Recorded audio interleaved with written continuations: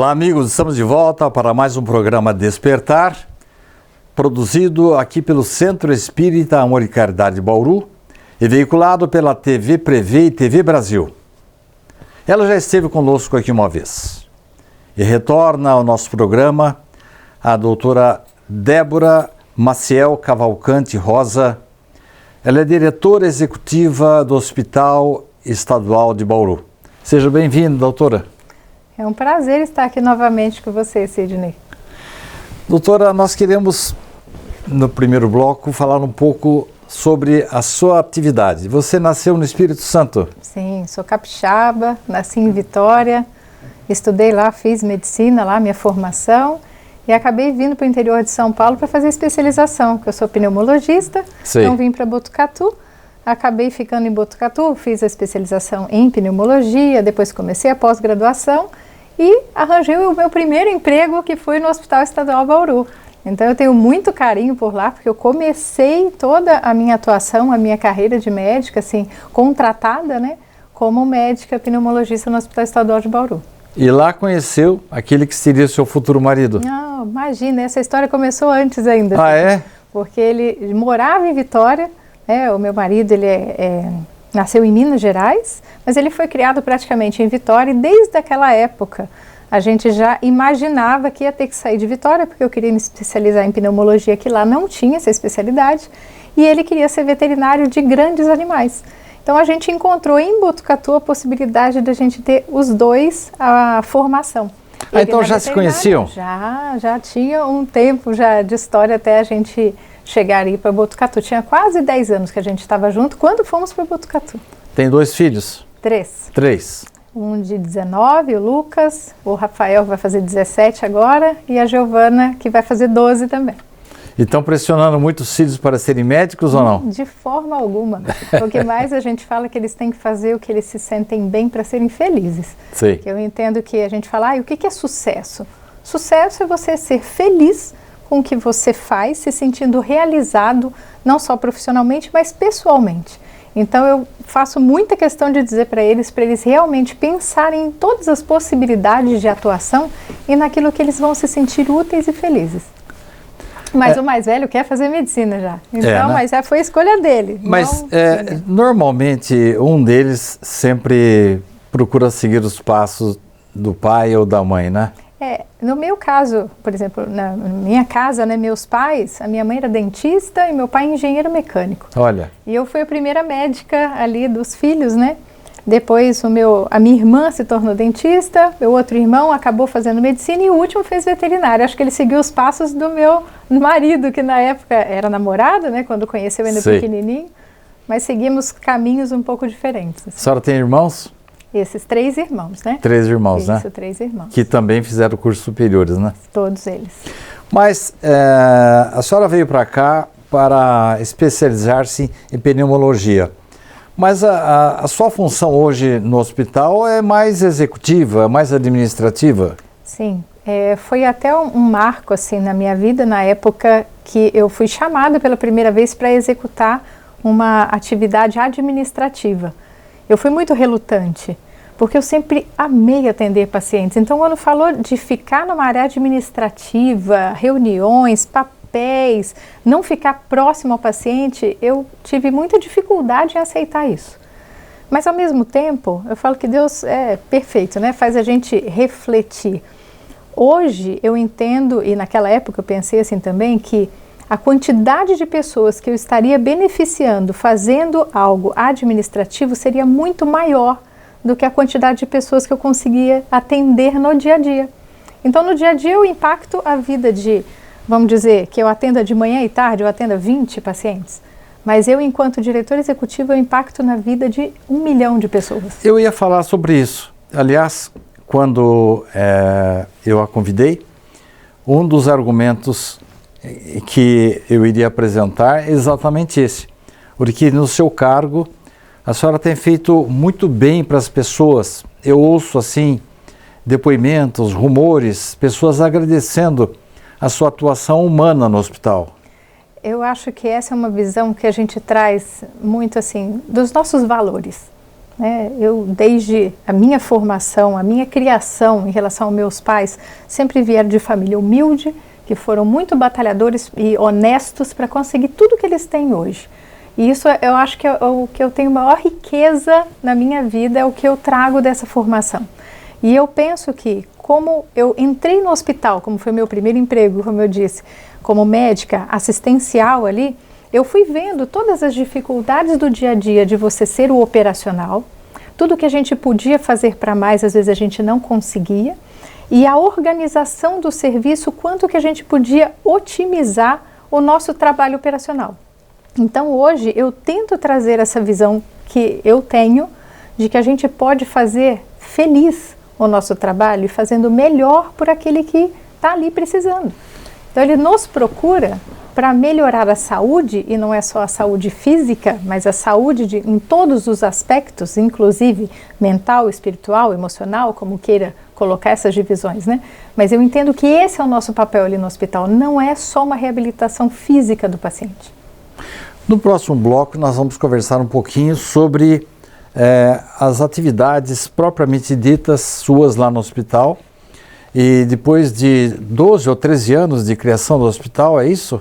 Não, agora o hospital vai fazer 22 anos. 22? Perdão, 23 anos. 23? Esse ano ele completa 23 anos de inauguração. É que eu li no jornal a notícia da implantação lá dos novos equipamentos, e eles falaram em 12, 13 anos.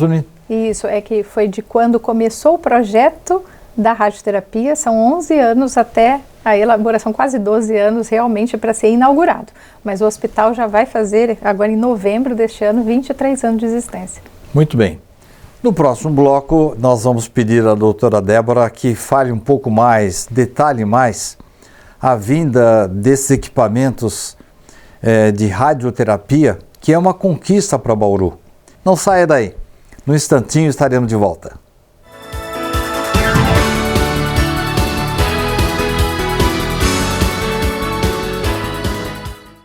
Você pode ajudar a manter os serviços filantrópicos do SEAC se cadastrando na campanha Nota Fiscal Paulista e indicando a nossa organização como beneficiária na doação automática. Com a sua contribuição, nós recebemos o valor calculado do ICMS sobre as compras efetuadas e você concorre a prêmios de até R$1 milhão e tudo com custo zero. Toda vez que você solicitar o CPF no ato da compra, a doação automática ocorrerá. Cadastre-se no programa Nota Fiscal Paulista pelo site ou, se preferir, baixe o aplicativo no seu celular. Faça o seu login e siga o passo a passo que o sistema oferece. Escolha a opção Entidades e, em seguida, Doação de cupom fiscal com CPF automático. Pesquise pelo nosso CNPJ, Centro Espírita Amor e Caridade, e selecione prazo indeterminado. Pronto, agora você já está ajudando a assistir diariamente 1.125 pessoas através de nossos projetos na periferia de Bauru, no albergue noturno e na própria sede do SEAC.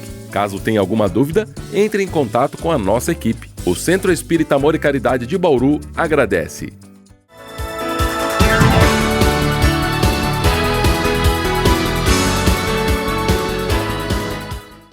Estamos de volta para o Despertar de hoje, que está entrevistando a doutora Débora Maciel Cavalcante Rosa, diretora executiva do Hospital Estadual de Bauru.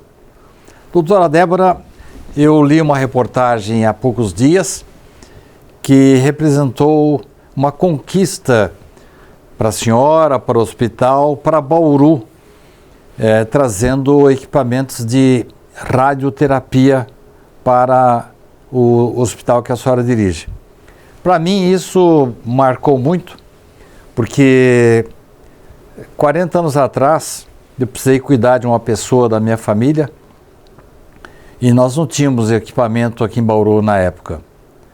E tivemos que fazer tudo em São Paulo, que é tudo mais difícil, né? E eu vejo isso com bons olhos. Eu quero a sua colocação, primeiro, quanto à luta para conseguir esse equipamento, que ela demandou acho que 13 anos. Quase 12 anos. Né? 12 anos. 12 anos.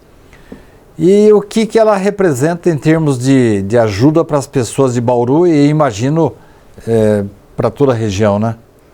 O serviço de radioterapia, ele é extremamente importante para a gente fazer o tratamento dos pacientes com câncer, né? Primeira coisa para a gente entender. A gente tem a quimioterapia, que são as medicações que a gente recebe ou comprimido, ou se não na veia, que é para tentar reduzir e matar as células tumorais, assim também como a radioterapia, que irradia raios, igual esses raios que a gente fala de raio-x, é meio parecido com isso, para que mate essas células tumorais, tá? E em 2013 que surgiu então essa possibilidade dessa expansão dos serviços de radioterapia no Brasil inteiro. Foi um programa do Ministério da Saúde, então ele contemplou algumas cidades do Brasil com esse equipamento de radioterapia, que a gente chama de acelerador linear. Antigamente tinha radioterapia, mas era uma outra tecnologia que não era tão avançada, que era por cobalto, e muitas vezes, até como você falou, há 40 anos atrás em si, a gente via pessoas que faziam radioterapia e tinha queimaduras, às vezes na pele, em órgãos internos. Para a senhora ter uma ideia, quando foi feita a radioterapia dessa pessoa, muito próxima a mim, foi feita no seio direito dela, e eles, na hora de fazer a aplicação, eles colocavam uma barreira aqui nos olhos, mas acabou queimando a córnea esquerda dela. Sim, por conta do tipo da tecnologia que a gente tinha na época. Só que as coisas foram mudando, ainda bem, a nossa tecnologia vai avançando, vão tendo inovações, e esse acelerador já é uma tecnologia diferente, que não tem essas queimaduras como a gente tinha no passado. Não usa mais o cobalto? Não, não usa mais o cobalto. Ele chama acelerador linear, é um outro tipo de tecnologia.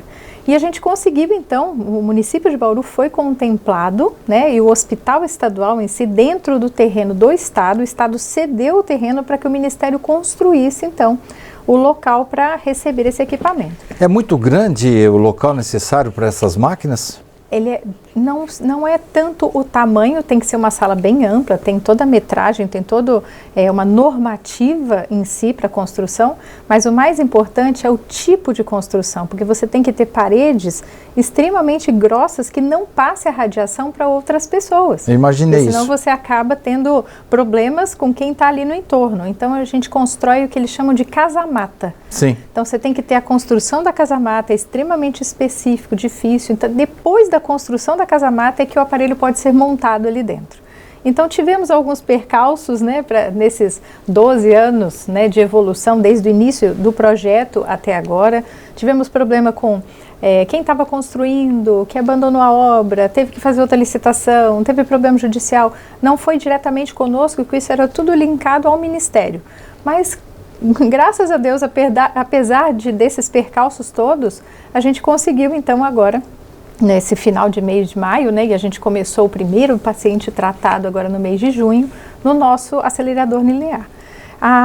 Os pacientes já estavam sendo tratados nessa tecnologia, desde quando a gente tinha um serviço no Hospital Manuel de Abreu ainda, que ele acabou sendo fechado, que era esse de cobalto.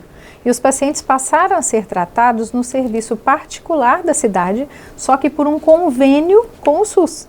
Então a Secretaria de Estado comprava o serviço desse de acelerador linear para os pacientes poderem ter o tratamento.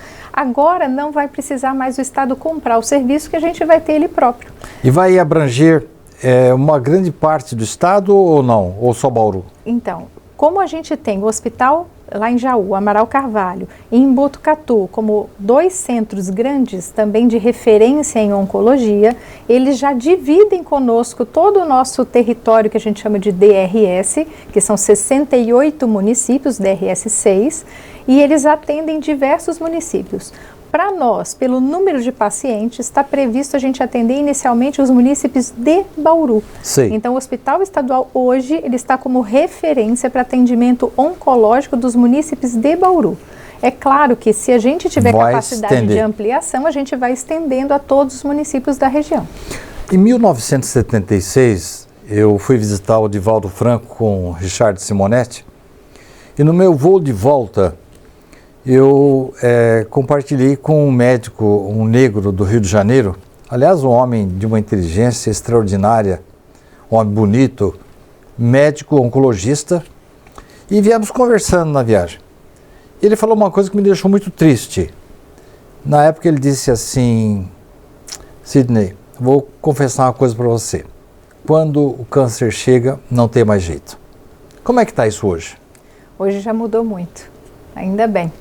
Então temos vários tipos de câncer que têm cura. Eles têm realmente resolução e cura. E muitos outros, com as tecnologias em si, a gente conseguiu prolongar a sobrevida, o tempo de vida bastante dos pacientes. Então, o que antes a gente tinha as notícias, né? O paciente está com câncer, 6 meses, 1 ano é o tempo de sobrevida. Hoje a gente tem pacientes convivendo com o câncer por mais de 20 anos. Essa pessoa que eu mencionei para a senhora, ela foi operada há 40 anos. Ela teve outros problemas, mas câncer não teve mais. Pois é, então assim, já tinha alguns tipos de tumor que naquela época conseguia fazer o tratamento, era muito mais radical. Muitas vezes não tirava só aquele pedaço com o câncer, mas tirava um órgão inteiro. Sim.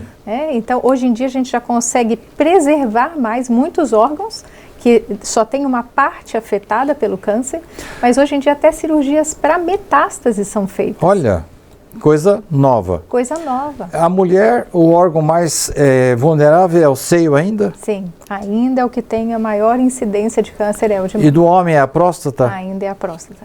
Tá certo.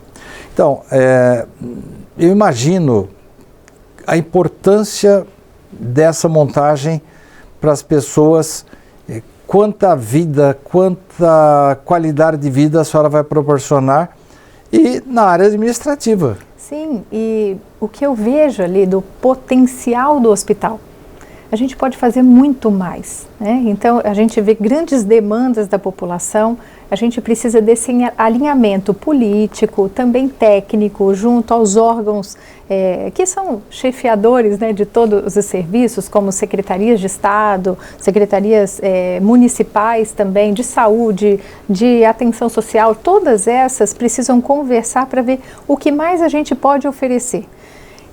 Entendo que talvez a gente vá enxugar gelo, muitas vezes, porque se a gente não melhora a saúde da população no começo, entendendo a prevenção de doenças, a gente vai só investir dinheiro em tratamentos paliativos e curativos. Mas a gente precisa realmente pensar em prevenção. Mas eu sei a potencialidade que a gente tem ali dentro do hospital para fazer muito mais. Então, acho que a radioterapia é um desses exemplos. Então, a gente fica muito feliz quando tem um serviço novo. A senhora tem algum planejamento, alguma hipótese já que poderá ser concretizada no futuro com algum equipamento novo? Ou tem um monte que a senhora não pode nem relacionar? Não, tem vários, mas eu acho que assim, a gente tem que buscar novas tecnologias, mas hoje, com a radioterapia, esse prédio da radioterapia, surgiu de novo um desejo antigo da gente pensar em ter só um centro oncológico construído dentro ali do serviço, para que a gente possa otimizar o tratamento da oncologia, liberando leitos para outras doenças dentro do hospital para serem tratadas. Semelhante ao Amaral Carvalho? Semelhante ao Amaral Carvalho, só que o Amaral Carvalho, ele é só oncológico, a gente acaba tendo as duas coisas, o oncológico e o não oncológico. Ainda bem. Nós vamos fazer mais um intervalozinho, é o último deste programa, e daqui a pouco estaremos de volta, continuando a nossa conversa maravilhosa com a doutora Débora Maciel. Não saia daí.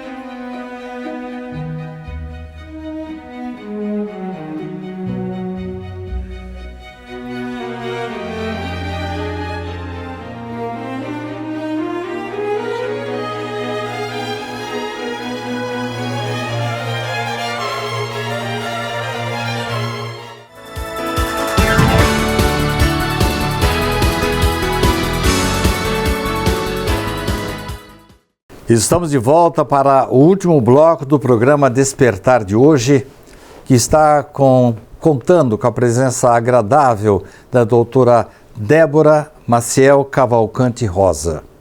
Ela é diretora executiva do Hospital Estadual de Bauru. Doutora Débora, eu me surpreendi tempos atrás com uma notícia de que cada vez mais os médicos estão falando em espiritualização, não necessariamente em religião. Mas hoje você pega o programa dos congressos, dos simpósios de medicina, não tem um que não tenha pelo menos um dia tratando de espiritualidade e medicina. O que é que a senhora pensa disso? Eu acho que depois de tanto tempo em que a ciência e a espiritualidade ficaram divergentes, brigados, eles estão entendendo que um não sobrevive sem o outro. Que faz parte da nossa vida a nossa parte espiritual. Não digo religião. Realmente, acho que cada um tem ou não tem a sua religião, mas a parte de espiritualidade faz todo sentido na medicina. Então, uma das coisas que eu até ponho para reflexão, os próprios colegas médicos, se você tem um paciente que tem uma convicção espiritual e que isso traz a ele sintomas bons, que fazem ele querer melhorar e acreditam que vai melhorar, por que você não utiliza isso a seu favor? Estimulando, né? Potencializando isso. Porque é mais uma forma, porque tem as pessoas que não acreditam em nada disso e respeito, não tem problema. Mas enquanto você, demandador de tratamentos, estratégias para você conseguir promover a saúde, recuperar a saúde muitas vezes, e uma das estratégias que é extremamente importante é a espiritualidade do seu paciente, por que não utilizar?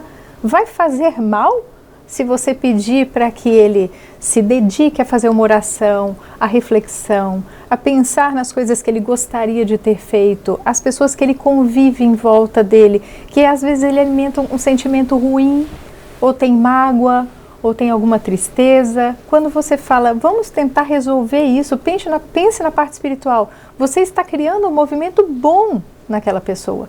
Então, não tem por que você não estimular que o paciente pense nisso. Isso é uma forma racional de pensar na espiritualidade. Sim, mas nos Estados Unidos a coisa vai estar indo muito mais além. Eles estão com dados estatísticos. Só um exemplo. As pessoas que costumam rezar o terço, por exemplo, adoecem menos, têm um pós-operatório melhor, têm uma recuperação mais tranquila e, além disso, estão estimulando cada vez mais o indivíduo se espiritualizar. Isso. Agora, André Luiz já falou isso muitas vezes. E agora estou notando alguns comportamentos médicos muito semelhantes ao de André Luiz, porque ele dizia, não somente ele, lá atrás, Sócrates, Pitágoras já falavam isso, que as doenças, as causas reais das doenças estão na alma. E como a senhora vê esse avanço da medicina, essa abertura, né, do campo médico? O que eu entendo assim, a ciência está aqui para não trazer nenhum preconceito. Ela está aqui para pegar afirmações e investigar para ver se é real, se não é real, se prova, se não prova. É para isso que serve a ciência.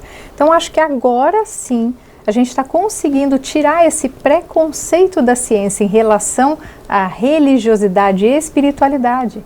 E foram, assim, eu acho que tudo começou com os trabalhos científicos que começaram a ser feitos nessa área. Então hoje, se você entra num site de pesquisa médico, de artigos em si, que é muito famoso, que chama o PubMed, esse PubMed já mostra, se você coloca lá saúde e espiritualidade, você tem mais de 20 mil artigos científicos falando sobre isso. Então deixou de ser uma percepção e passou a ser ciência. Então agora você tem, esse que você citou do terço, é um dos trabalhos realizados, são diversos. A gente tem nas universidades dos Estados Unidos, em St. Duke, que é uma universidade muito grande, que tem departamentos de estudo da espiritualidade. Então você imagina quantos professores, doutores, PhDs em si, extremamente capazes, enquanto cientistas, que estão avaliando, estudando a espiritualidade de forma séria. Então, com isso, eu acho que a comunidade médica começou a entender que a gente não está falando de superstições, de crenças só, mas de dados. E baseado em dados, a gente não tem fatos, né? A gente não tem como discordar. Eu estive nos Estados Unidos acompanhando o nascimento de uma das minhas netas E por coincidência eu fui a um hospital que eu sei que tem um curso de enfermagem e que lá eles estudam, ensinam para as futuras enfermeiras o toque terapêutico, que nada mais é do que o reiki, do que o jurei, do que o passe espírita. O que a senhora pensa sobre isso? Então, eu acho que cada um chama de um nome diferente para a mesma coisa. Eu não tenho dúvidas que nós somos feitos de energia. Isso na ciência também já comprova, né? O próprio Einstein já falava que a gente é feito de energia. Se somos feitos de energia, como podemos negar que a gente transmite também energia de um para o outro? Isso tirando a parte da espiritualidade, na parte física em si. Então, se há possibilidade de eu ser energia e o outro também, a gente pode ter essa troca. Na espiritualidade, na parte do espiritismo em si, que eu estudo um pouco mais relacionado a isso, já existe vários livros até que psicografados pelo Chico, né, por André Luiz, Emmanuel, todos eles falando sobre isso, que explicam até os mecanismos de como isso ocorre. Mas para nós, se não quiser entrar no mérito dos mecanismos ainda por não estarem conhecidos, entre então nas ações, os resultados. Então todos esses, tanto o jorei quanto o reiki, imposição de mãos, passe mediúnico, todos eles mostram em trabalhos científicos que eles fazem diferença no tratamento dos pacientes. Infelizmente nosso tempo está acabando e eu gostaria de convidá-la para retornar para gravar um outro programa com a gente, que eu tenho aqui um caminhão de perguntas que eu não fiz para a senhora ainda. Certamente será um prazer vir aqui. Então, mais uns minutinhos para as suas palavras finais, olhando para aquela câmera ali. Eu gostaria de falar para todos que, em relação ao Hospital Estadual, o nosso trabalho, que a gente consiga enxergar ali no hospital uma fonte de saúde, de ajuda, e não só da saúde física, mas o que a gente vem trabalhando ao longo de quase 2 anos agora, da gente entender melhor o nosso papel também na saúde espiritual, que a gente está tentando trazer isso para os pacientes, então que entenda que eles não são feitos só de carne, né? Só de órgãos em si, não só a parte física, mas o quanto é importante a gente recuperar a nossa saúde de maneira geral. Muito obrigado pela sua presença. Eu que agradeço. Muito obrigado pela sua audiência. Na próxima semana, mais um programa Despertar do seu interesse. Até lá!